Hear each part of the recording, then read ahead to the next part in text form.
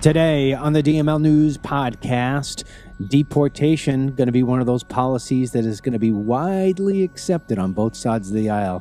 I guarantee you that. Plus, Pete Hegseth facing strong headwinds to get his position as the Secretary of Defense.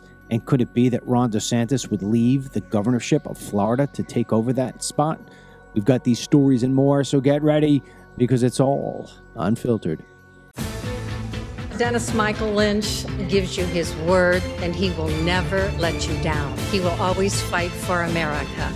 The only one who really puts his money where his mouth is Dennis Michael Lynch. Hello, I'm Dennis Michael Lynch, and I thank you for joining me today on a very cold day here in Florida. We've had a nice little cold streak, to be quite honest. In fact, you'll see I have a heavy shirt and a jacket on.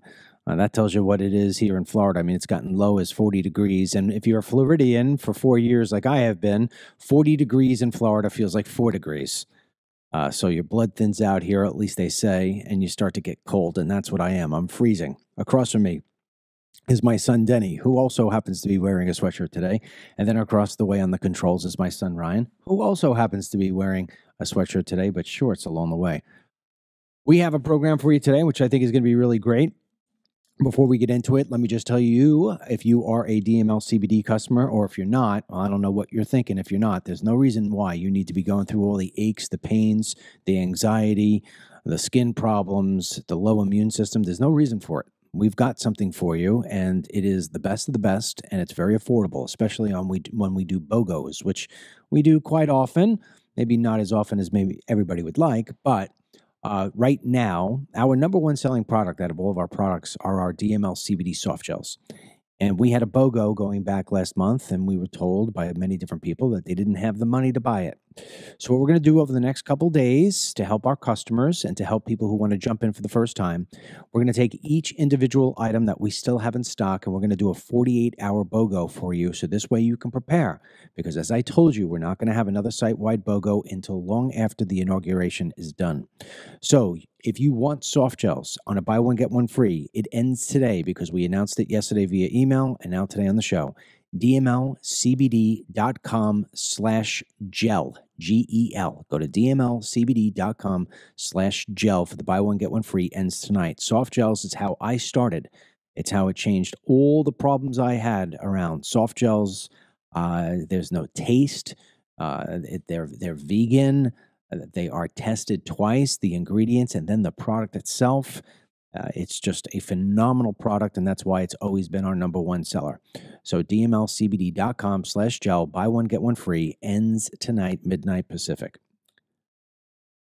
So as most of you know who have followed me for a long time, for those of you who've only been around for a short period of time, immigration has always been my thing. I've made 4 films on it. They Come to America 1, 2, 3, and 4. If you want to see the 4th installment, you could easily go to Amazon Prime and just search my name.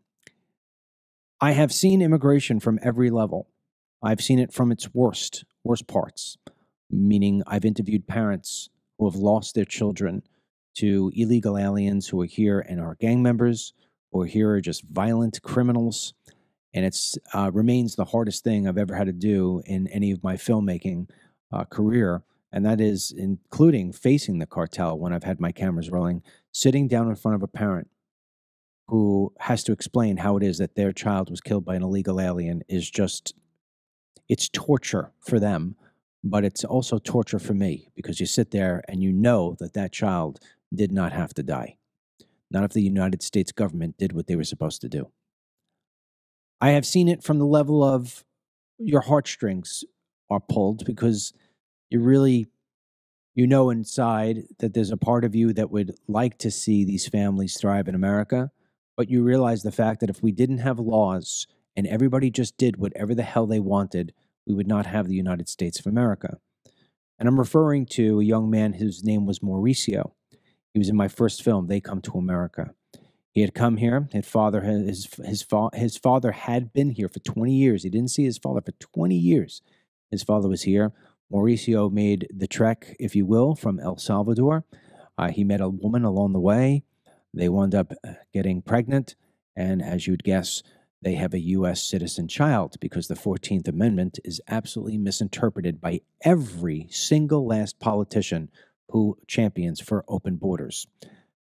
And so I met Mauricio. He was a nice gentleman. He was a nice kid. He was a hard worker, but he was here illegally, and he was taking advantage of our system. And as much as I liked him, as much as I would help him if he was down and out, I had to remember that he was here illegally and he was breaking the laws of the United States of America, that men and women died on battlefields in order to be able to have it so you and I can declare our freedom.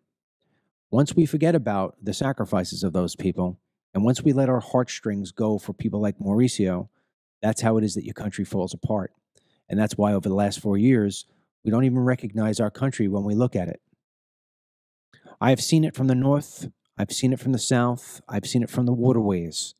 I've seen it from people coming in on ships. Illegal immigration in this country is at the top of our problems. We are losing our culture. We are losing an incredible amount of money to have to pay for these people. We are losing an incredible amount of money that gets sent out of this country via wire transfers when illegal aliens send money back home. We are literally taking money out of our own economy. We're taking away the education principles, the education platform, the education ability for our own kids at school. Our education system has been beat up badly because we are paying, in some cases, up to 50% more to educate a non-English speaking student than we are your kid or my kid. It's wrong. You pay exorbitant fees every single month for your health insurance. That is if you can afford it. And not only are you paying for you, but you're paying for other people, specifically illegal aliens who use the hospitals as a primary care physician. They go in there because they have the sniffles, they have a cold, they cut the line. Other people with real problems have to sit there and wait. American citizens who their families built those hospitals have to wait for foreigners to be treated first. We have seen it over and over again over the last 4 years. Veterans sleeping in tents. Meanwhile, illegal aliens get placed in posh hotels. They get free food. They're getting free phones. They're getting free everything. They're being treated as if they were the most important people on earth. To fix a problem, you have to, and I mean you have to go to the very core of that problem, and that's how it is that you get the cancer out. If you just do it at the surface level, it's not enough. At the surface level, if we were to close the border today, that would stop the bleeding in terms of people coming in, but it doesn't stop the hemorrhage that we have here in the country with what I expect to be anywhere between 40 to 50 million illegal aliens. Now, for the past 25 years, they've been trying to tell us on the news and in D.C. that there's about 11 million illegal aliens. In fact, tomorrow night, I give a speech in South Florida, and I'm going to play a clip from in the 1998, 1999 election cycle, when we had a 2000 election, how it is that the media, specifically CNN, used the number 11 million illegal aliens. That was back in 1999. Think about all the people that have come across the border. Do you really think we only have 11 million illegal aliens here? So how do we fix things? We don't go at the surface level. Trump understands this now. We have to go deep down, deep within. We have to rip things out. And that means we have to rip these people out of our country and send them home. Deportation is the only way that we can really send a message throughout this country and around the world that the party is indeed over. Sure, you could put in mandatory e-verify, and that's going to help a whole lot. You could put tariffs on, and that's going to help a whole lot. But there's no visual to either one of those. We need the visual. We need the visual of ICE and law enforcement going in and doing humane raids. Humane in the sense that we don't have to make it look like it's in the middle of Iraq and we're at war with the Iraqis. We don't need guns drawn like the way that the FBI did it when they were going to arrest the January 6th people. All we need to do is go in there. We have our guns on our side. We have the paperwork that says that we're here to do a raid. We do the raid. We rally everybody together, and we go and deport them. We videotape it. We live stream it to YouTube and to TikTok and to Facebook and to X and to Rumble and to every place that will carry the broadcast. And we let the world see what's happening in America. And what's happening is the rule of law is back in play. Once it is that we start filming these deportations, and once people start seeing this, everything will change. For one, people will stop coming. Two, people will start leaving on their own, and it will cost us no money at all. And number three, the employers in this country, who are the greatest villains of all because they're the ones who feed the cancer, they will stop because they don't want to be raided. And slowly but surely, and surely being the bigger word, we will have ourselves rid of this huge problem. And not only will our culture go back to normal, our expenses will drop. The amount of money out of your pocket paying for people that you shouldn't have to pay for will drop. The drug problem will start to get better. So many different things in this country will improve, from the education system to the healthcare system to the judicial system. Just yesterday, I toured a jail. It's a podcast that we're going to do next week. And in those jails are illegal aliens. It's costing us money every single day to have to feed them 3 times a day. We have to give them medical services. This one particular jail that houses about 300 to 400 inmates has a price tag of $3 million a year to give health services to the prisoners, many of them being illegal aliens and people who don't speak English. It has to stop, and deportation is the only way. President Trump has talked tough about this, and so too has his new border czar. Finally, it looks like the message is making its way into the ears of Democrats who realize that if they do not play along, they will never win another election again. The mayor of New York City, Eric Adams, has said that he will now participate with President Trump in the process of deportation. That is music to my ears, because that is the first person on the left who's starting to sing the song that every Democrat eventually is going to learn the words to. Here is the clip of Mayor Adams. Those who are here committing crimes, robberies, shooting at police officers, raping innocent people, have been a harm to our country. I want to sit down and hear the plan on how we're going to address them. Those are the people I am talking about, and I would love to sit down with the border czar and hear his thoughts on how we're going to address those who are harming our citizens. You're open to that?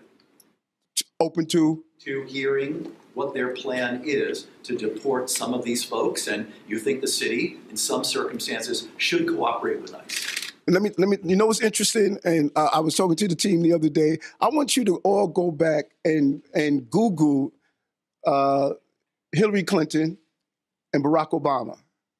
Google what they said about those who commit crimes in our city and what they said in our country.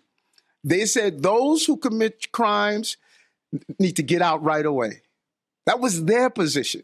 So this is not a new position, because in the state of in the era of cancel culture, no one's afraid to be honest about the truth. Well, cancel me, because I'm going to protect the people of the city. And if you come into this country, in this city, and think you're going to harm innocent New Yorkers and innocent migrants and asylum seekers, this is not the mayor you want to be in the city under. So, Denny, we're going to talk about New York City in a second and about how a CEO has just gotten executed there. But, when you see Mayor Adams finally speaking the way that he's probably wanted to speak the entire time that the Biden administration was in there, do you think that I am correct and that this is going to spread far wide? Or do you think that those Democrats, those radicals like Newsom and, the other ones across the country, the mayor of Denver, do you think they're really going to hold their ground and start and try to stop the process of the White House of deportating people? Of course not. It's all showboating. So I think Mayor Adams is going to be the first domino of a lot of leftist and Democrat leaders like mayors and governors kind of just... I'd say the one who might pose the most resistance would be a Gavin Newsom. But if you look at like the Boston mayor, Michelle Wu, Tom Homan even answered her directly and said, do what you want. We're coming through. And so it's all showboating to say, oh, we really want to be the guardians of the unsung migrant voice. But at the end of the day, they only care about getting elected and making sure they're in the good graces of their party. So, they'll pose an effort. But if Tom Homan wants to go in there and deport, by the power of Trump, he's going to go do it. So I think Mayor Adams is establishing the president of the biggest city in the country. Hey, if Trump and the team are looking to do this, I'm all in support. And we've seen kind of like how you just mentioned the trail of Adams over time saying, hey, we took in these migrants like you wanted, but we are over flooded. We can't afford it. And then as soon as he speaks out, he's under investigation all of a sudden. So I think this is part of Trump's plan to really put his foot down and tell the rest of the country, this is what we're going to enact. He even did it in an international level with Trudeau recently. They sat down and Trudeau said, if you put these tariffs on us, it's going to cripple our country. And Trump's response was, well, you could become the 51st state and you could be the governor of Canada. And I'm sure Trudeau must have been like, okay, he's not screwing around this time. Like, I got to get in line. And you could tell by Trudeau's reaction, he's going to get in line. So I think, those are two positives right there. And I know we have some two negatives coming up in the show to talk about that Trump has done. But overall, I think if Trump and Tom Homan and even Kristi Noem, even if we're not crazy about her position at DHS, if they really are going to get the ball rolling with the deportations in a fashioned manner, then I'm all for it, and I think it's going to be positive. What you're going to see from the left is a collage each and every night of one illegal alien after the next crying.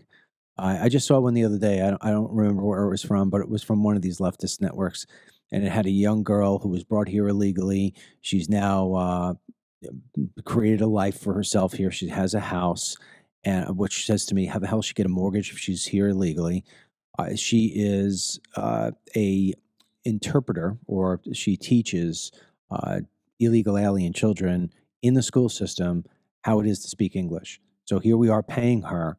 So this way we are feeding the fire. We are paying an illegal alien to teach other illegal aliens how to speak English so they can thrive here in the United States of America.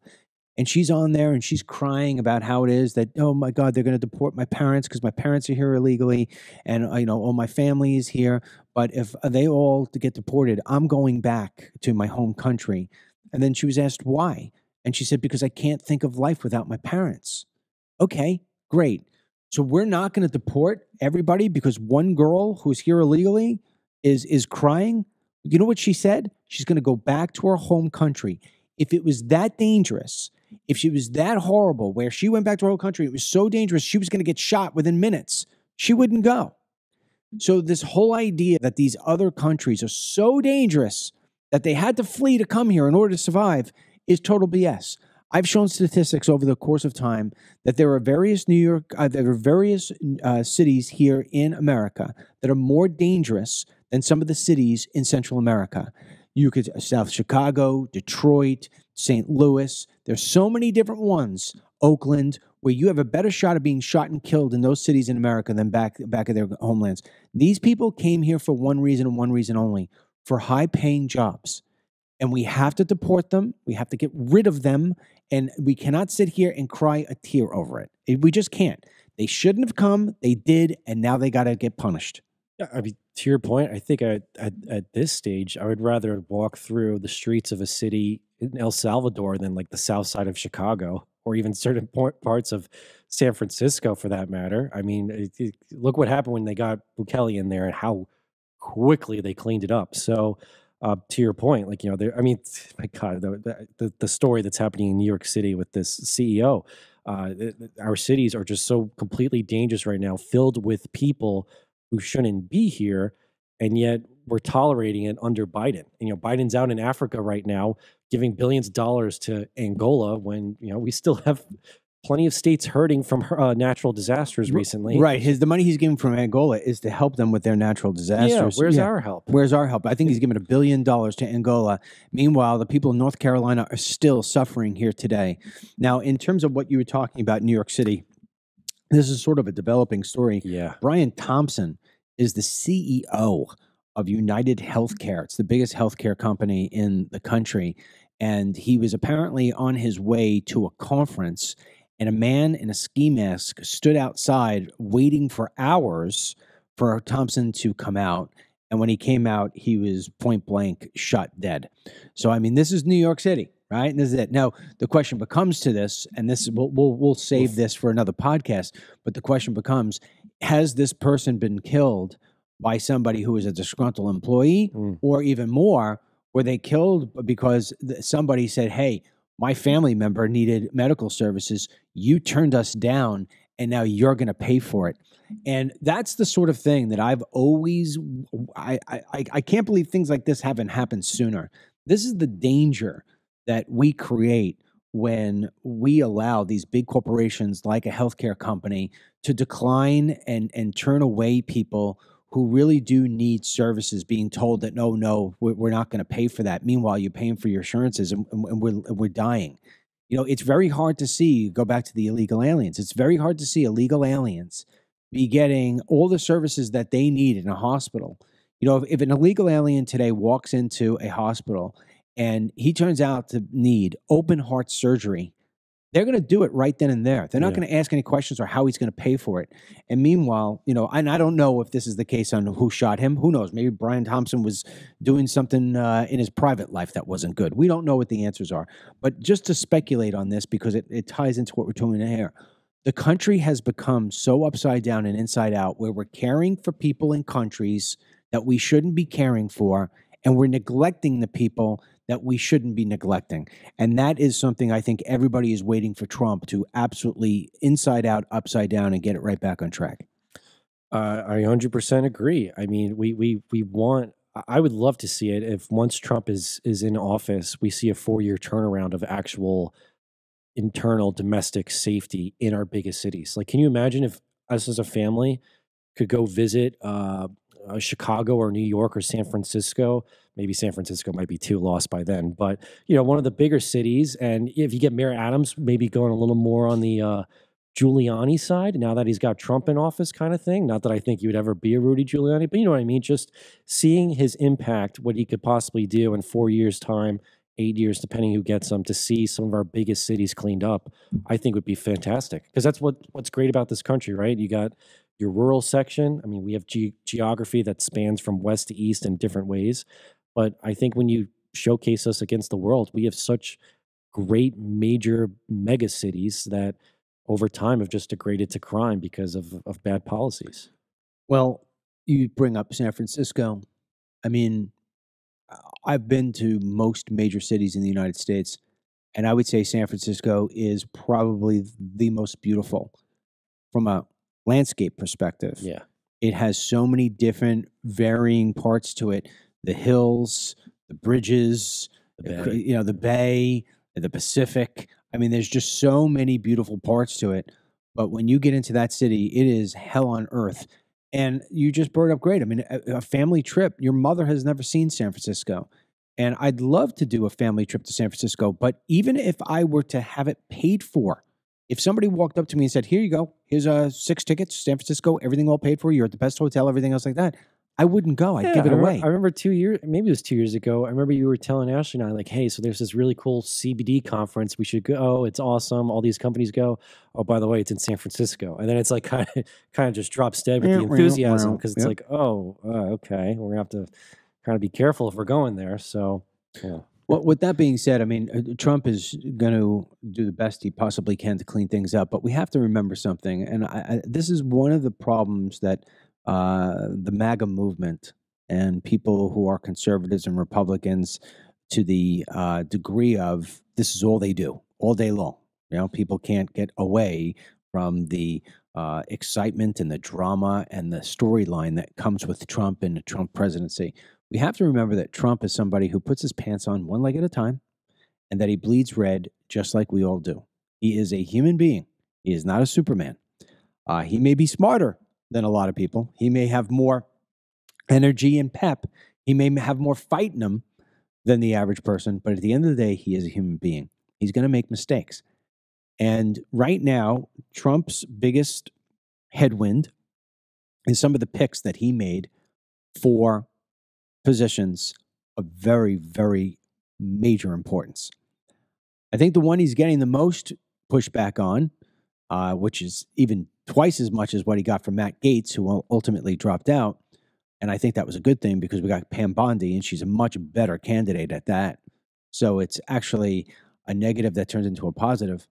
But in this particular case, and I never understood this pick to begin with, but Pete Hegseth, the former Fox News anchor, and I say former because he had his last day just the other day, has been nominated for Secretary of Defense, which would put him in charge of 1.3 million people.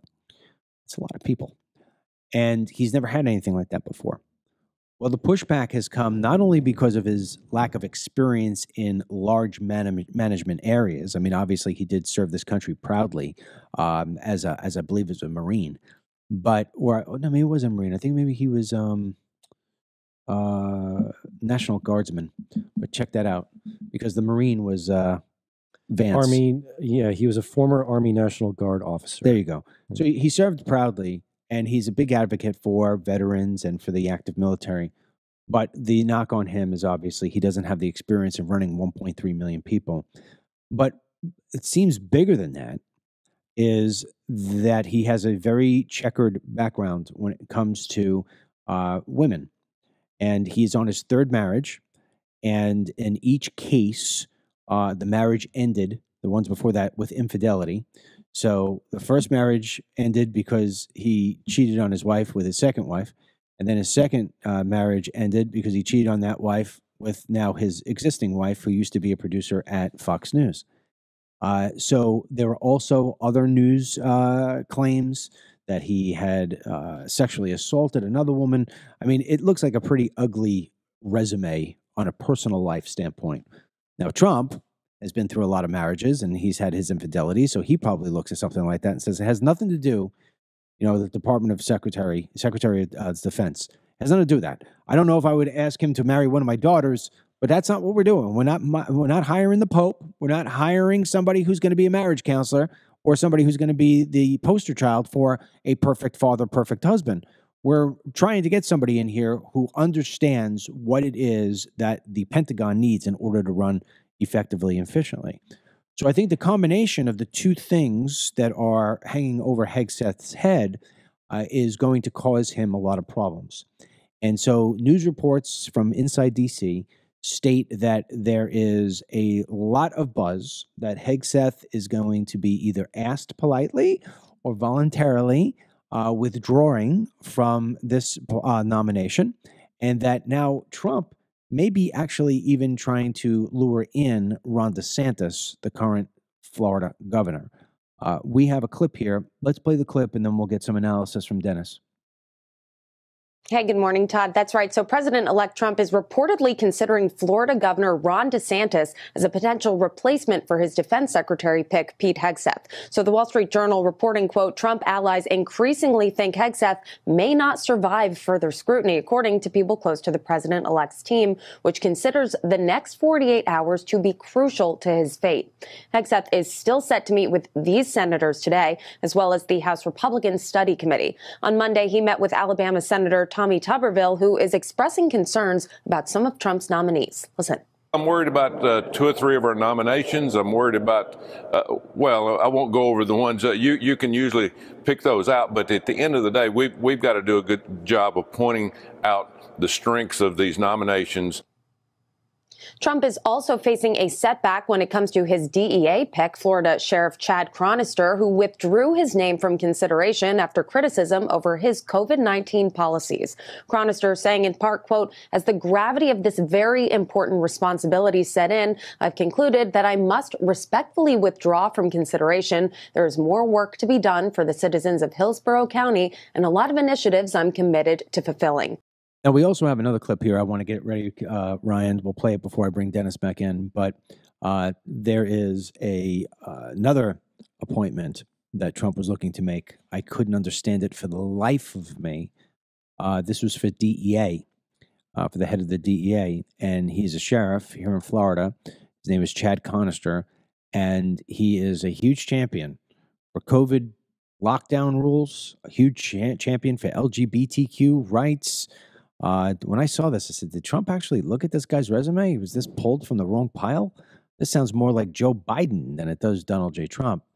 But the sheriff has withdrawn his name from consideration.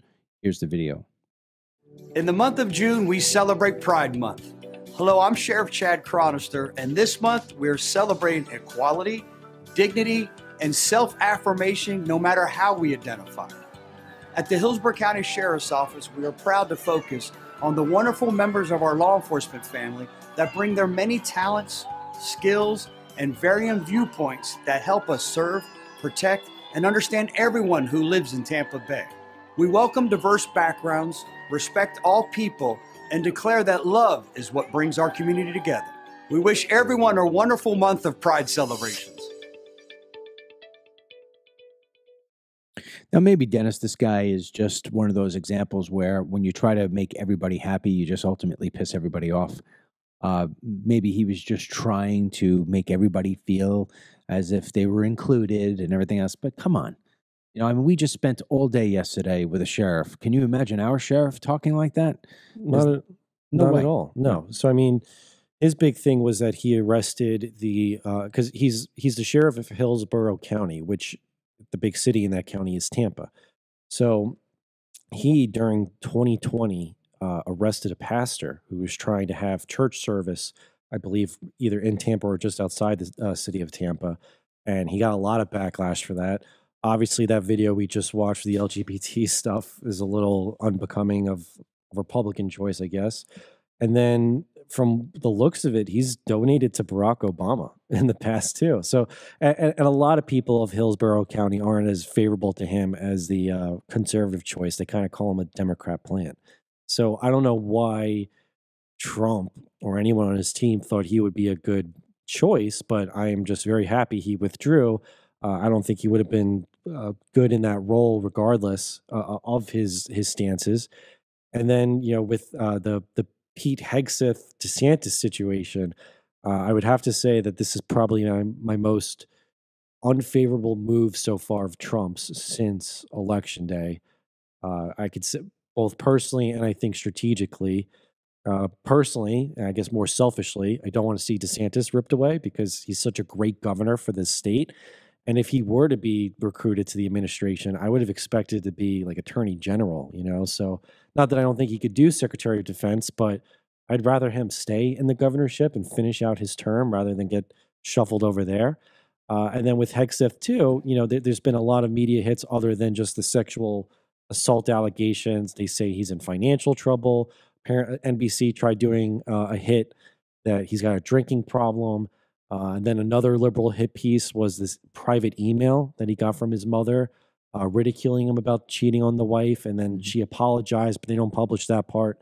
So, you know, he's definitely coming under scrutiny. And truthfully, I know he's on the Megyn Kelly podcast today, but I think actually currently right now, he is meeting with those senators. So we should know probably by the end of today if he's going to stick it out and see if he can get confirmed or withdraw. And I'm hoping maybe this was a testing of the waters, seeing like, oh, you know, is DeSantis the right choice? We ran a poll today, and most people disagree with replacing Hegseth for DeSantis. So my hope is he can get a different alternative in there that would actually fit the role if Hegseth drops out. And that's why I repeat what I said at the very beginning. We got to remember that Donald Trump is somebody who puts his pants on at one time, one leg at a time. But this goes beyond just being a person who's prone to make mistakes. I mean, you could look at Hegseth and maybe just say, "Hey, it was a mistake. It was too quick to jump in. They should have done better vetting on him." You know, there are positions. I mean, there are people who are experts that their whole career is opposition research. So what they do is, I say to you, "Hey, Dennis, I'm thinking about running for governor of Florida. Do me a favor. You're an oppo research expert. Go and come back to me and tell me what it is they're going to dig up on me." And you do that purposely to see and get ahead of what it is that you are going to face. And I can't believe they haven't done that on some of these people. And so, you know, when you look at Hegseth, I mean, it's going to start to become an embarrassment if every person that he puts up turns out to be unworthy of the position that they are being put up for. And I mean, you always expect some pushback, right? The Democrats are never going to agree with anything you do unless you put a Democrat even there. And even that, Tulsi Gabbard is getting pushback, right? So when you look at Trump's decisions here, and you'd be like, where did he come away thinking that of all the people in the United States, Pete Hegseth was the guy. Now, moving over back to the sheriff, that one baffles me even more. See, you think Hegseth is the biggest one that disappointed you. The sheriff was the biggest one that disappointed me, because there's nothing conservative about that guy. He doesn't even come from a conservative section. I mean, Tampa is by and large liberal. So he's coming from a place where why would you pick him? You're telling me, I mean, I know a lot of sheriffs in this country. I know one down in Arizona who has to deal with the drug trade every single day. You're telling me we couldn't find him? I'm telling you right now, he calls up Sheriff Mark Daniels, who he knows, because Trump has done press conferences with him. Mark Daniels has been on this show, got to be 4 or 5 times. He's been in my movies. Recently, too. Recently. Month, yeah. He'd be phenomenal. He understands it. Why did Mark Daniels get the call? Why did this guy, Chad, get the call? That's when I get concerned that we may not be in for the beautiful 4 years that you and I have been touting and dreaming of. So is this just a burp? Are we just going through some bad decision-making here? Or, I mean, is this just by chance? I don't know what the answer is. I'm not in that inner circle. But I will tell you this. I think Ron DeSantis will make the worst decision of his political life, maybe even his life, if he chooses to go be the Department of Secretary. I mean, the Secretary of the Defense. I keep on saying that. Secretary of Defense. He will make the worst decision of his life. Now, I've read various different articles this morning that say that Trump and Trump's people are trying to convince DeSantis to give the open Senate seat that will come available from Marco Rubio to pressuring him into giving it to Lara Trump. And if DeSantis's plan is to give Florida over to the Trumps, then yeah, that's what he'll do it. If DeSantis's plan is to stay in politics by means of running for senator, like Rick Scott did, then what's going to happen is he's going to go back to war with Trump. And I think that may be one of the things that Trump is doing right now, trying to position him. So saying, hey, listen, give my daughter the Senate, my daughter-in-law, the senator spot, and I'll give you a nice spot here, another 4 years, you'll last another 4 years here in government. And I will tell you right now, if that happens, I will be thoroughly disappointed as a resident of Florida who gave DeSantis my vote and saying, really, you're leaving me to run the Pentagon? And then on top of that, you're going to take Lara Trump and put her in there simply because you want to get a position at the DOD? That's not the way it should work. So I'm hoping that this is just another one of those news reports that where if you ask DeSantis say, I'm not going to be taking that position. That's not what I want to be when I grow up, sort of thing. And I agree with you. I would have tapped him for AG. Yeah, he would have been phenomenal. Would have made more sense. Totally. Right? So again, not saying that he wouldn't do the position well. I just, to your point, it would be very disappointing, especially as a Florida resident. Anyone who is from Florida and is a fan of DeSantis knows DeSantis loves his state, Yeah. And I think if he were to finish his term and then pursue his own thing after 2028 or for 2028, depending on what happens these next 4 years, is so much more viable than, or getting his wife to run for Florida or anything than just doing this. I don't know. That's just my take. I don't like the idea that we're giving him up for a role that could just be given to someone better, I guess. I don't know when Lara Trump and Eric Trump became residents here in Florida. I think it was relatively recent. But you have to be a resident for 7 years in order to run for governor. So my guess is that the run for governor will be 2 years from now. She wouldn't be able to do it. So if even she got the senatorship, she wouldn't be able to do it. But she would be able to. She would be able to do it in the next round. She would have been here long enough. So maybe the idea here is that Trump wants Lara Trump to be in a place so this way she could run for the governorship in the next 6 years. And then who knows, maybe she'll be the first female president or Eric will run. I have no idea. But I think what Trump is doing right now to DeSantis, I don't think DeSantis is being picked because he's the best guy to run the Pentagon. I think he's doing this to DeSantis to set him up, to make sure that the Trumps wind up taking over Florida because that's the next progression to get the next Trump into the White House. I really do.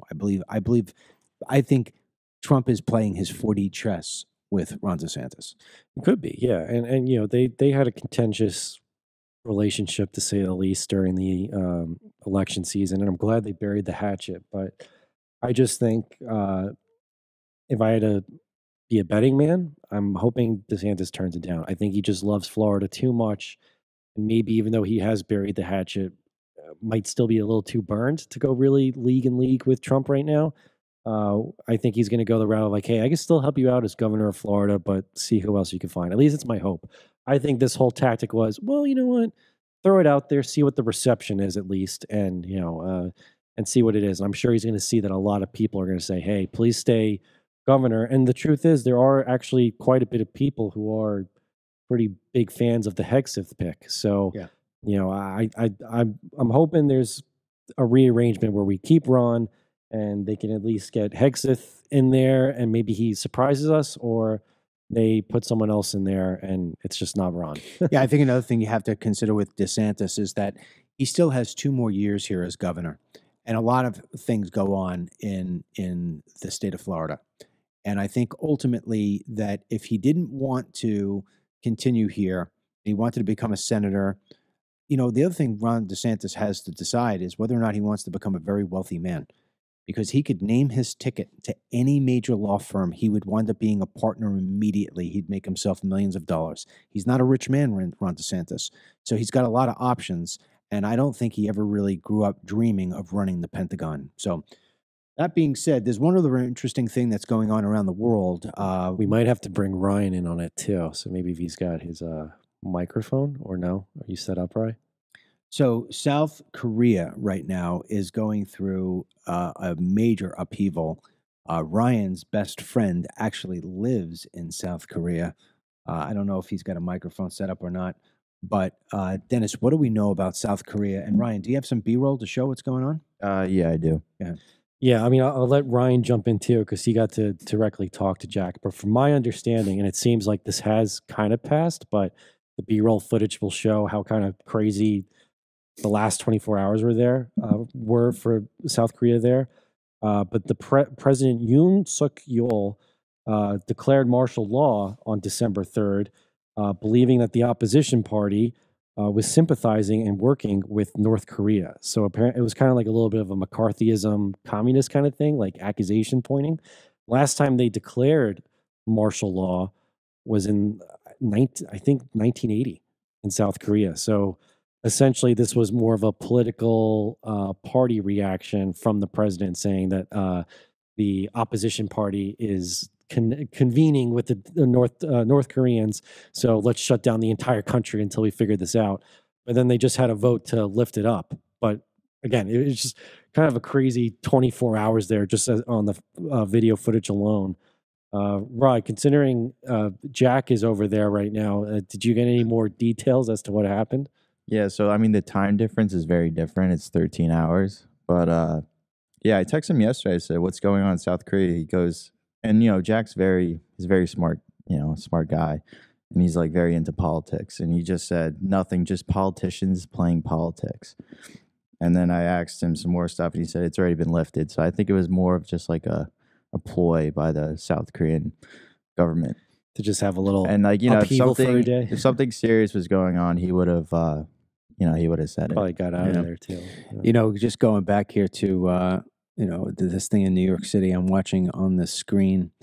So this guy has a knapsack. He's got a gun. He's got it pointed at the CEO, and he fled away on a bike. I mean, they're trying to figure out who this guy is who shot the CEO. But this is going to wind up becoming a very interesting story. Because there's going to be a lot here. And for whatever reason, I mean, unless it's like some kind of lover's quarrel, I think it's going to be a disgruntled person employee or maybe someone who got denied coverage and they're taking it out on. Because again, it's United Healthcare, which is, I think, the insurance division of United Health Group. Because that's but again, he's the top of the chain, and the fact that he just got shot dead. If it is that it was somebody whose family member got turned down for something, that is going to be the hottest topic, and Trump will be talking about that all day long. So with that being said, that's it for us. I want to remind you one more time, the buy one, get one free is now. It ends tonight just on soft gels alone. You will not be able to buy soft gels again in a buy one, get one free atmosphere until long after the inauguration. So that is dmlcbd.com/gel, GEL. That ends tonight, dmlcbd.com/gel. On behalf of Ryan and on Dennis, we thank you for joining us today. We know we have a lot of options of people to listen to, and the fact that you're with us means a lot. And we'll be back with you, God willing, tomorrow. In fact, we will be back with you tomorrow. Tomorrow is going to be a wine and talk with Miss Mary and myself. And then Friday, God willing, we are going to, the podcast will be a playback of the speech that I give in South Florida live on Thursday night. And everyone should look out for next week for the special that we filmed yesterday. Yes, we filmed a special yesterday taking you inside a jail and a sheriff's department. It was pretty interesting stuff. That's why we weren't here yesterday. That's why we weren't here yesterday. We apologize for there being no show yesterday, but it took a lot longer than we thought. All right, until next time, may God bless you, our troops, your family, and these United States. And today's DML blessing goes out to Lisa Sweet. Sounds good, Lisa. Get the Dennis Michael Lynch podcast every day by subscribing on Apple Podcasts or Spotify. And download the DML News app from the Google Play Store or the Apple App Store for breaking news, merchandise, films, exclusive content, and Team DML.